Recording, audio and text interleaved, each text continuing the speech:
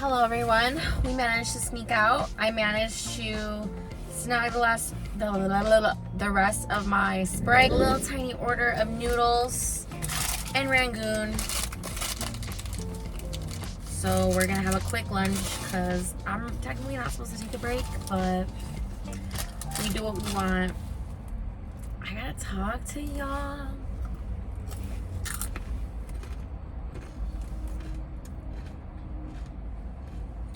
This is really pretty butterfly.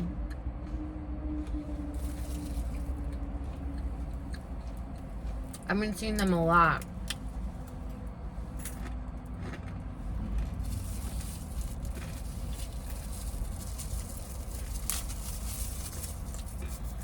Where is fall?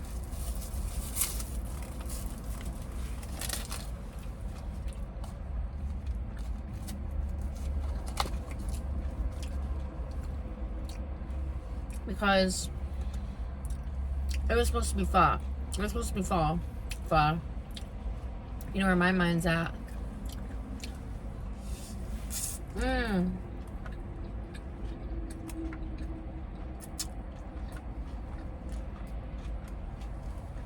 These are fresh. Dude, I'm so done with McDonald's. I don't really order from there because anytime I order, it's so overpriced and they fuck up my order. It's just not worth it anymore.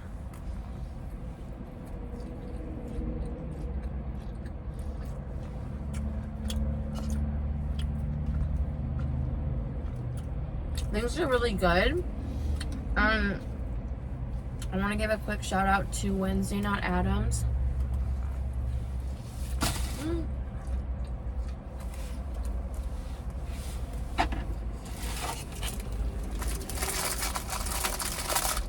I've been watching a lot of her stuff lately. She's so funny. But also, I actually found her a long time ago through Sweetie Snacker.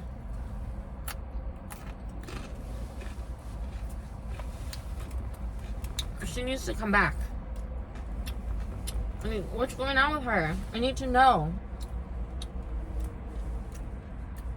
So not fair.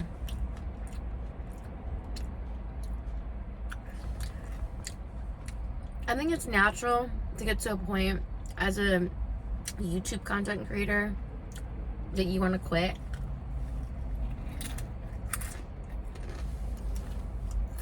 I thought about quitting so many times, but I already waited 3 years too long to start.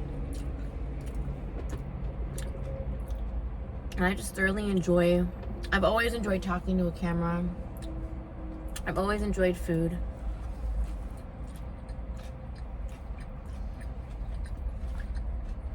I mean, do most people? Maybe, but it's definitely my outlet. You guys, I had so much fun filming that video with me and Brody the Shih Tzu. And it made me realize how far we've come with other jobs and how much bullshit I had to deal with before. And again, we're gonna get into all the stories since I've been working. I've already told you some. And I'm pulling one from a random part in the catalog. Think of it like a catalog of shit in no chronological order. We're just pulling from the middle. So this one,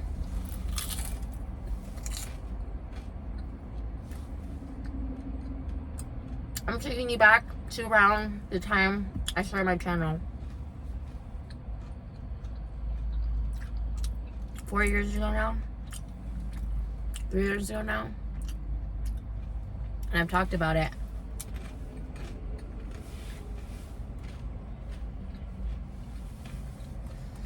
I blocked so much of the bullshit out because I promise. I remembered every single little thing about every job. I'd be so mad.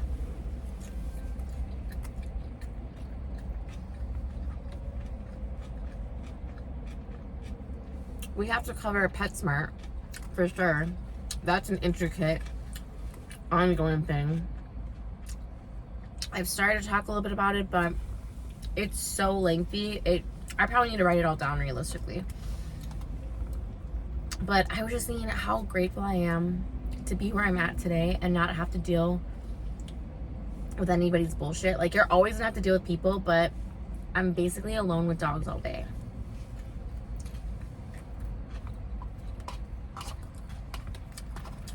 I should have had 2 orders of Cabernet. 3 is just not enough. But yeah, so there was so much bullshit that I experienced when I was hired as an executive assistant to the financial aid director of a beauty school, right?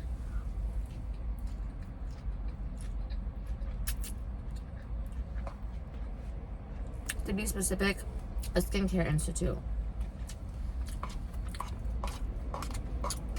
And there was just a lot of bullshit that started to happen, but essentially I was very, very much underpaid and overworked. Like, they just started giving me more work, and it was a lot of bullshit. I have to go in like 5 minutes, but I'll tell you. I was just thinking about how fucked up it was, because I was damned if I did and damned if I didn't. So even though I was hired as an executive assistant, I basically was also the receptionist, and people just thought I was a receptionist, but I actually did all of the paperwork that the financial aid director didn't want to do. So I would just handhold these girls, mostly girls, throughout the entire process, and they just had no idea that I was the one basically helping them through the entire program.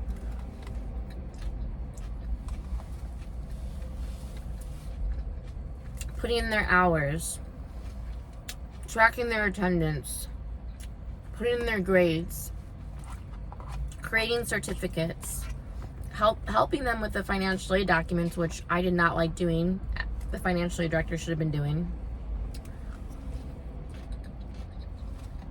The owner was hella crooked. She would have me ship out these ugly ass freaking handbags to her niece in California, because she had no kids, so she was really close with her niece, that were so expensive and so ugly, and it just made me mad that people with money have no taste. Not all the time, but in the situation, it was very true. But the girls ranged from ages 17 all the way up to 60, and for the most part, I had okay experiences with them, but a lot of them were just hella disrespectful. And I think it's because they just didn't know who I was, even though I explained it to them several times. And because I was young, well, because I'm young and beautiful, they fucking hated me. And everybody else, like the one bitch, Debbie, who is the academic advisor, they hated her, but because of her position, they respected her. Like, literally, these girls were just disrespectful, and because I wanted to keep my job, I never mouthed off at them, but trust me, there were so many times that I wanted to, and they would talk a lot of shit. They would take advantage of me, and they would use me, and it was just a weird situation.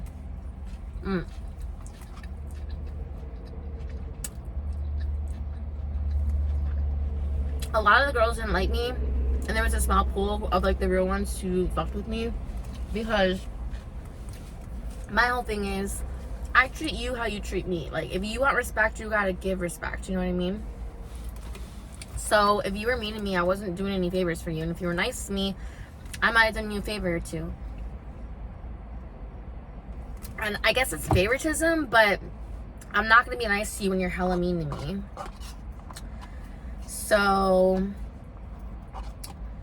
the biggest, I just remember that there was this strict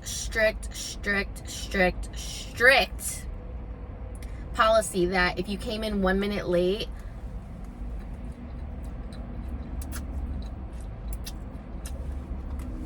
you couldn't come to class. Like, even 1 minute.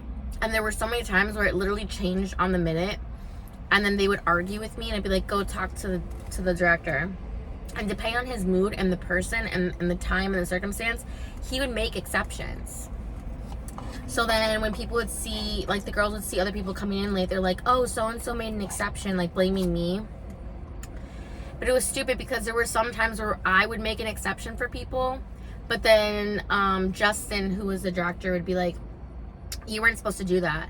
And then other times when I'd be like, no, you can't go in, then he would make an exception and just make me look dumb. I'm gonna get mad, like.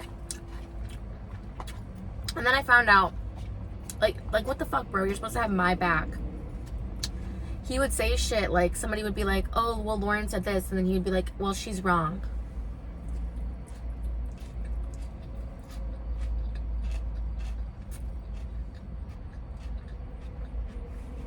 Honestly, it was a lot of fun when I started because it was a director and his brother was a younger brother, and he was kind of like the comic relief. But once his brother left, because he didn't want to deal with his insane brother Justin, John was so cool. Everything went to shit because then I was left with the two, and I hate to say it, but I found out that he and the academic advisor were both Republican, and everyone's entitled to their own views, but when you're literally just spewing hatred, and I just couldn't fuck with it. I couldn't be in that environment. I remember when they would pull out resumes and laugh at people, just laugh at them for how stupid they thought they were because they would mistype something or use grammatical errors. I mean, I specifically remember Debbie crouching down because she was laughing so hard at how dumb she thought some people were. And thank God I never went to this school as a student. Because when it worked for people, it worked for people, but when you had the slackers who just stopped showing up to class and all this stuff, they got fucked. Because after a certain point, you can't turn back, and then they waste thousands of dollars. You know, cosmetology schools and skincare schools, beauty schools, they're getting more expensive. But this one, I think starting when they first ever started was like $9,000, and then when I was there last, it went to like $13,000, $14,000, and honestly, it's probably close to $16,000, $17,000 now. Because a lot of programs are costing $20,000 to $25,000, which if you think about it, for a vocational school, is relatively affordable. When, you know, somebody going to DePaul that went for 4 years could end up with $200,000 in debt. And yes, I knew someone who went there for acting and spent that much in 4 years. So also, I don't know if you heard it, but I got a little burp in there. I only burp like once or twice a year. Okay, this was good, but they had way too many veggies in here. You know how I feel about veggies. But yeah, fuck that shit. If anything, it taught me how to deal with bitches. The real ones that recognized me were cool and really were grateful and thankful.